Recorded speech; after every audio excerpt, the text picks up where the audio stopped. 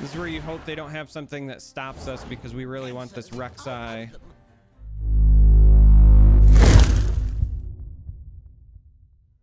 The expansion is finally here. We get new cards, a ton of balance changes. There's so many decks that I want to try out, but after thinking about it long and hard, I realized it had to be Lurk. Lurk is basically the brand new archetype, and it was heavily featured for this expansion. So I think day one, we got to do a Lurk deck just to knock it out of the park.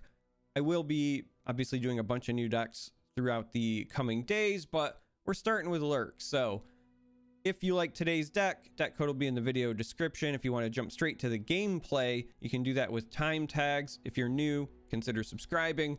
And with that in mind, I'm going to go through the deck list and talk through my inclusions and my thought process for building this. So right out of the gate, the first thing I need to mention is that when you're playing Lurk as an archetype, you have to have some sort of like critical mass of cards with Lurk because you really don't want to miss triggers if you can help it.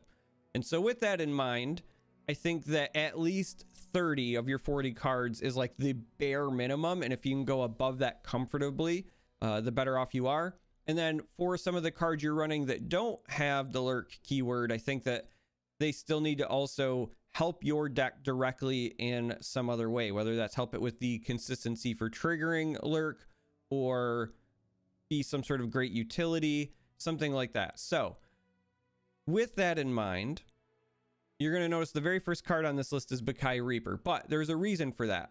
I'm also running Dunekeeper, you'll see. I'm running 12 1-drops. And my thought process for why I'm running 12 1-drops, because I have seen a lot of other Lurk decks posted on Twitter and things like that, that are not running a lot of 1-drops. My thought process is if you are going first, if you're attacking on odds, the last thing you want to happen as a Lurk player is for you to not have a 1-drop because you're only running the 6 1s with Lurk. So let's say, you mulligan, you don't find 1-drops. If you don't attack on 1, you've missed a Lurk trigger opportunity. Then when you get to round 2, which is your off round, if you don't have a Snapjaw Swarm to take a shot at a free attack, you're now missing that opportunity as well. And so that means the soonest that you start triggering is round 3. I think that is kind of a travesty. Most of your Lurk units start below normal stats, and then they kind of catch up to where you would expect them to be after about 2 triggers. And so if you're only starting on round 3, that means that by round 5, you're like average for your units. And that's just not good enough in my mind. So I'm running 12 1-drops. And even 12 is not enough to guarantee you're going to swing on 1. As somebody who ran 12 1-drops and played a lot of Azir Burn in the previous patch, the previous season, it still happens. There are times where you miss it. But I think it's just criminal to only run the 6 1-drops that have the Lurk keyword. And so I'm running Reaper because we like fearsome, and our big, scaling units, if you are talking later in the game, are likely going to be trading often, and then that will pump the Reaper for you anyway. And then Dunekeeper, even after the balance adjustment, is still good. It's still good enough. And even nicer is that it creates a second body. So if they do have removal and it targets one of them, then maybe the second body still gets the attack, because that's the important thing here. You need to remember that you just need to be attacking as much as possible. It does not matter if the units you are attacking with have the Lurk keyword. It only matters that the card on top of your deck has the Lurk keyword. So round 1, playing a Dunekeeper and swinging with it, if it triggers Lurk, is beautiful. It's exactly what you want there. So again, in total, 12 1-drops. Now, I currently have 2 Bloodbait, but at least one of these I would have be the Landmark if I could, but it's kind of currently bugged. We knew that was coming because of something that was mentioned by one of the Riot devs. I pinged them on Twitter, and I was trying to confirm that Ripper's Bay was supposed to check before the Lurk trigger. They said, yeah, it's supposed to, but like right now it's having some issues, and they hope to have it adjusted in the very near future. But right now, as of filming this, day 1, this is bugged. So this is not in the deck, but I would have at least a one of this here. But instead, I've got 2 Bloodbaits because The Snapjaw Swarms are still really useful for you getting triggers on your off rounds, so the rounds where you don't naturally have the attack token. And even more so, if you know that you have a Rek'Sai on top, then abusing Snapjaw Swarm in those scenarios is actually very beneficial, because it's going to give you the double trigger, right? You get the trigger for Lurk and the trigger for Rek'Sai. So Bloodbait is great because if you swing and you've got a Rek'Sai on top, you get your double trigger, and then after your attack you can play Bloodbait. So Rek'Sai's on top, it creates the swarm on top of that, so the next round you draw the swarm, Rek'Sai is still on top, you play the swarm, and then guess what? You get the double trigger again. So Bloodbait is situationally very good, but isn't necessarily always good, and I recognize that. I think that this is probably not meant to be a 3 of, but it's got its use cases. And again, without being able to run Ripper's Bay, I currently have 2 in. All right, so rest of the 1-drops include the 2 lurkers for scaling reasons, and again 12 1-drops so that we're not missing an attack if we can help it. Once we get past the hard opener, I've got 2 Bone Skewer. This is just nice removal, puts a unit on top. If it's a lurker, then you know you're going to be triggering Lurk as well. If it's Pyke, then even better, because you can put Pyke on top, trigger the Lurk, he turns back into Death Below. Death Below is more removal. There's a lot of really good combinations there, so I think some number of Bone Skewers is required. Currently I'm at 2.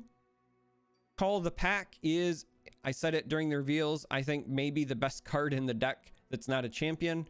It does everything you want it to do. It gives you more resources. It helps you guarantee your alert triggers are there. It's burst speed, so you can do it into attacks. If you've got Rek'Sai in your hand, you can put Rek'Sai back on top, so you get those double triggers. Like, this card just does it all. So absolute easy 3 of in every Lurk deck in my mind.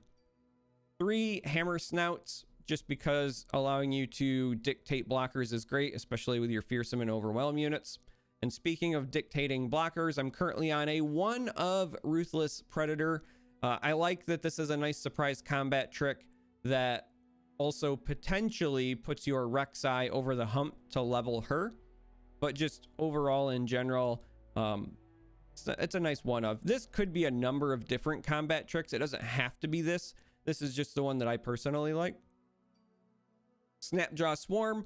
This card is your best way to trigger Lurk on rounds where you don't naturally have the attack token, so it's a 3 of.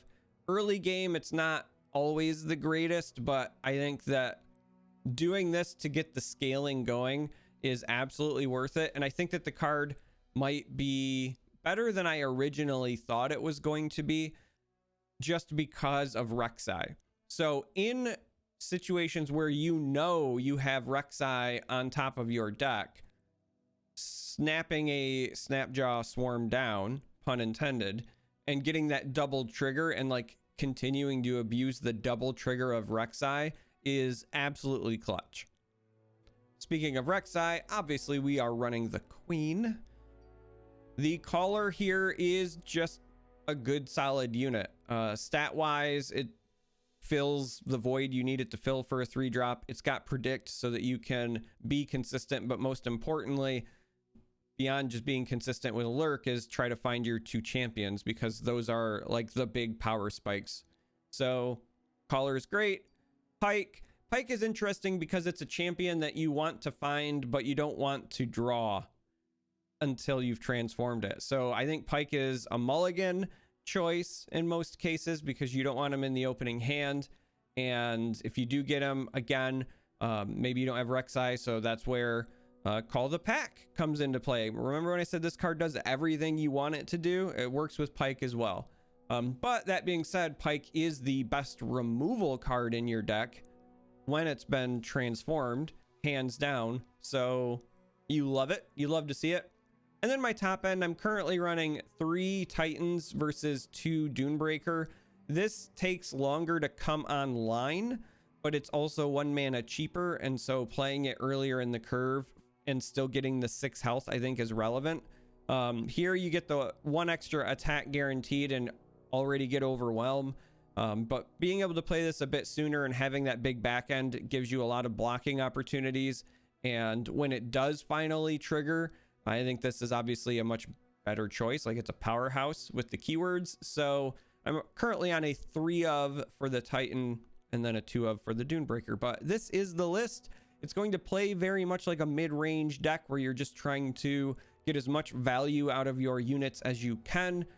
Stay aggressive is the word I'm going to use, but obviously it's not really an aggro deck. You just want to continue to put pressure on your opponent, because the more times you trigger Lurk, the more valuable your units will be. And so you'll hit that point where you're spending less mana for more value than your opponent, and you'll slowly overwhelm them. Whether that means with actual overwhelm units or just in terms of raw value, doesn't matter. You'll hit that tipping point. So this is the list. I said it once before, but I'll repeat it. If you want to take it for a spin, that code will be in the video description. Link to Mobalytics in the video description. And on that note, let's go play some games on the ladder. This ought to be fun. Our very first game ever gonna be up against Echo and the new Heimerdinger, so I'm excited to see how that pans out. We have 1 drops, so that is the important piece here. And I think you actually throw Pyke back, because you want to lurk with Pyke, meaning you want Pyke to be on the top of your deck and turn into death from below. So keeping Pyke in the opening hand feels like a mistake to me.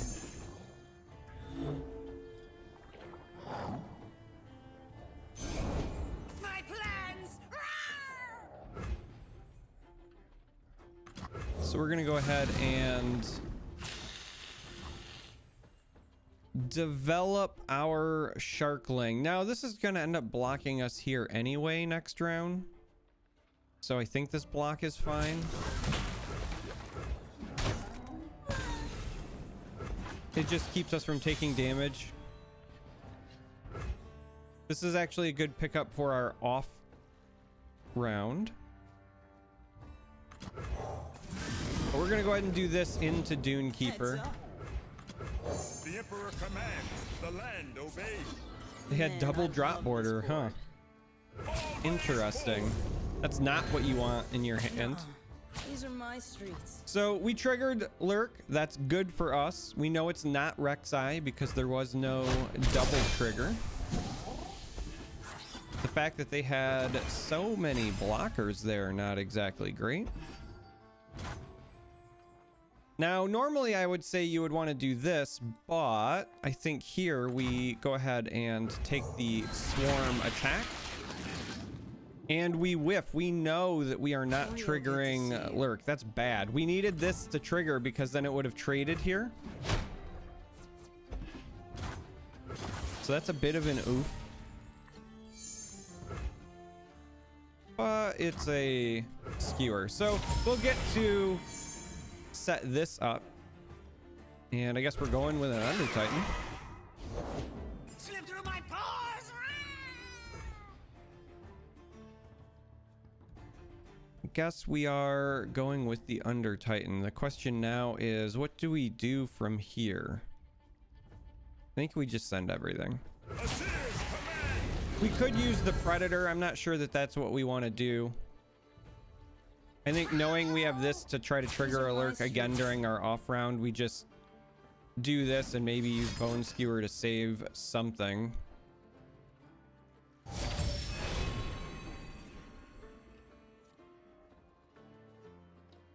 You get the feeling that they are hunting for their Hexite Crystal, which would be bad for us. But with us getting that Titan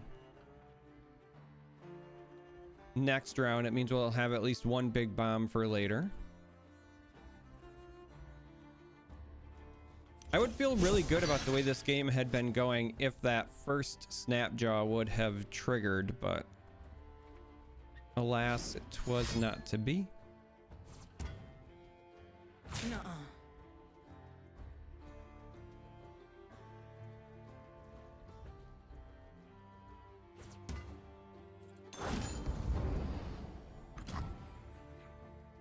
All right, so in this instance, even though we know we have the Titan coming, what we want to do here is throw this at this, because then we save our unit. Technically we save this as well, but then we'll draw this, know the Under Titan is there for this the next round as well, and it's just gonna overall, I think, be the best for us long term. Not the greatest bone skewer target. Obviously you want to save those for Pyke, but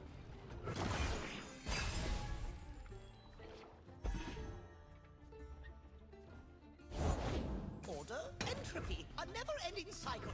this again we know is going to trigger because of the Titan. Interesting solution. Ballsy.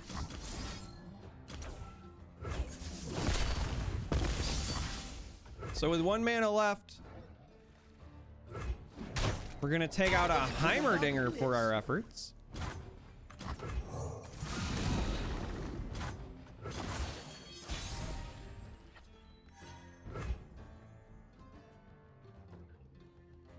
I don't know if we are supposed to play this here or not. I think so, because they're still at 18, right? We don't have the overwhelm, but I think that the desire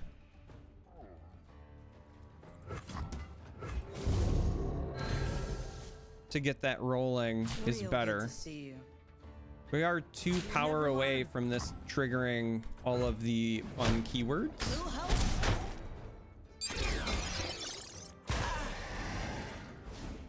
So they get their time trick out of it, which is great for them. Even in death, it works. Now that was a snap choice. Like, they grabbed that fast, which is not great for us. Whatever that is, we know I thought I was ready. I didn't know it's going to be waiting. problematic. So they go ahead and drop a Kahiri. We might as well The weapon and I are one.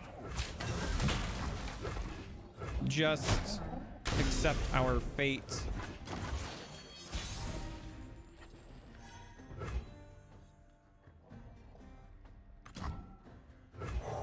This is where you hope they don't have something that stops us, because we really want this Rek'Sai. And if we trigger Lurk here,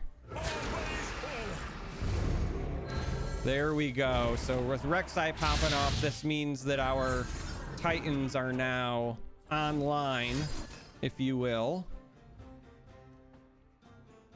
Very threatening.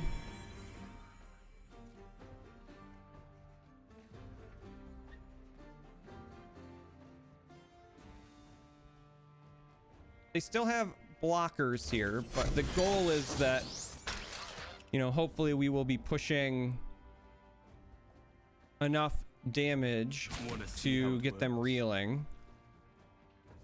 This sadly does not have overwhelm. We were 1 power short of the level up there, Interesting solution. but it does mean they have to lose their Heimerdinger to survive, and they survive at 1. So our other large Titan here maybe gets the job done later. We are going to lose our Rek'Sai. Back to the deck. But if we can keep this Titan alive, I have faith. I don't want to eat whatever woke you up.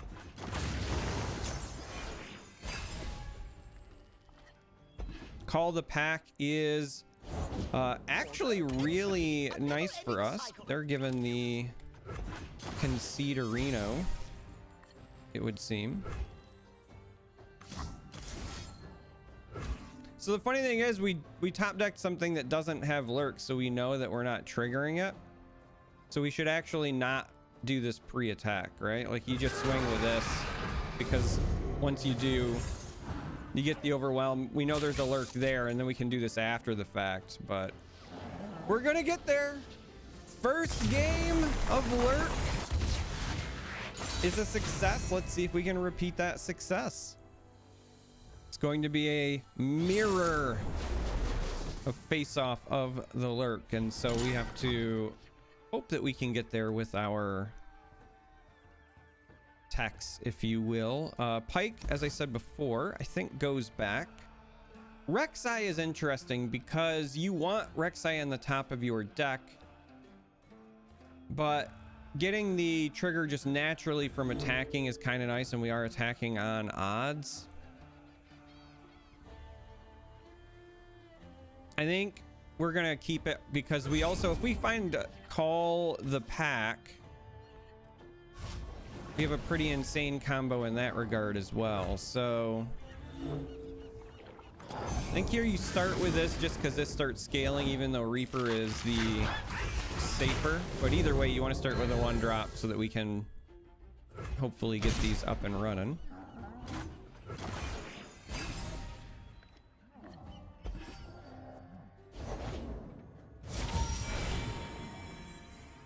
I don't want to eat whatever woke you up. Now, this is actually a wee bit interesting because we might not even play this Rek'Sai. Sadly, our Pyke is still over here doing Pyke things. I think we're gonna just double up on the 1-drops here because right now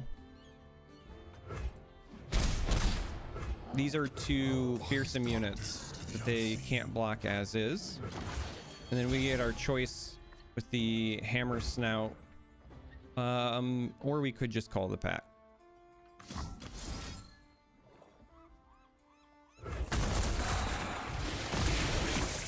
And no 1-drops means that we can just go ahead and swing them instead, but we know we get our nice double trigger. So we found what we were looking for there. Don't touch it. Getting this is nice because we can do this on our off round this next round.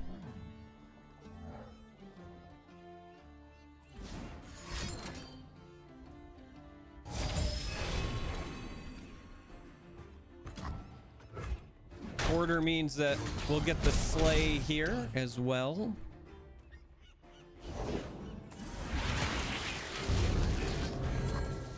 And interesting because, I mean, I guess it kind of doesn't matter which one we block this with because we still have a blocker for this one either way. But The dark closes in. we'll go this route. I think theoretically we're supposed to pick that one because at 1 mana they could be running a buff.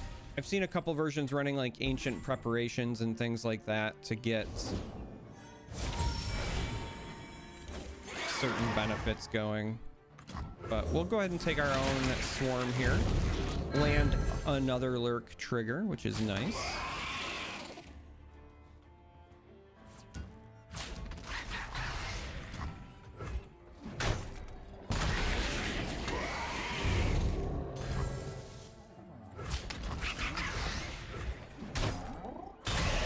And now we have the decision to make about whether we want to play this to attempt the open attack or do we want to save it and be reactive? Because we could lead off with Rek'Sai and then if they play a blocker, pull it with this. And so I think we pass here.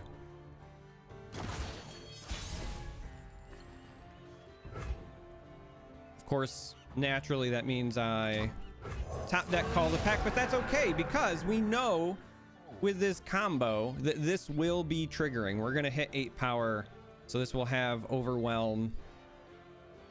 This will have all of the things we want it to have. Again, poor Pyke here. We didn't trigger Lurk the one time that it was there.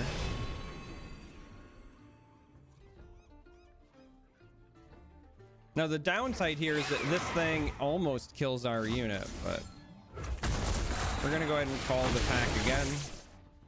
Picking up a Jawfish as well. That's exactly what you want at this stage of the game. I don't think this goes in the main deck, but you absolutely love to see those created for you.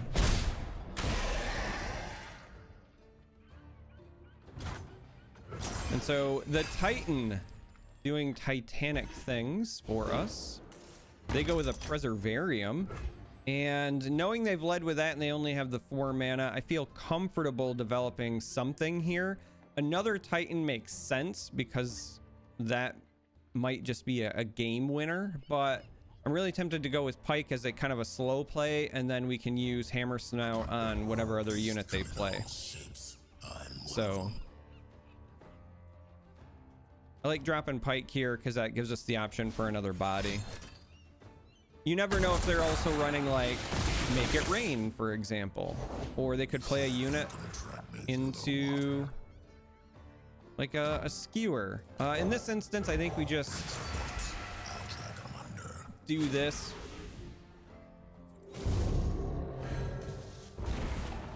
So they have their own Rek'Sai from Call the Pack as well, and we just want to block it, and so we get the surrender in the mirror and against Echo. I think that's the best thing you can hope for in a day one video, so I'm gonna call this a success. Just a straight up 2-0 with the Lurk archetype. Got to see new cards, got to see how this works. The one thing I kind of wish we had for this video was a better Pyke play, but overall this was working the way that I would expect it to, and yeah, I'm excited. I'm excited for the expansion. I'm looking forward to trying out some new decks in the coming days. Definitely want to do something with Echo and Zillion. That'll probably be tomorrow, just so we can showcase the new stuff. But I also want to revisit some old archetypes with the balance changes, and also, if I'm being honest, we're probably going to be doing Echo Zillion tomorrow, and then something with Elnux on the next day, because I'm dying to play Elnux as well. So if you made it this far, I appreciate you. Thank you for watching. If you're new, consider subscribing, or if you watch my stuff but you're not subscribed for whatever reason, you can fix that. Yeah, links to all my social media down below. I don't sell myself enough, so I'm just gonna try to remember to do it now. There's a Discord link in there if you want to hang out, etc., etc. But until next time, may you walk on warm sands.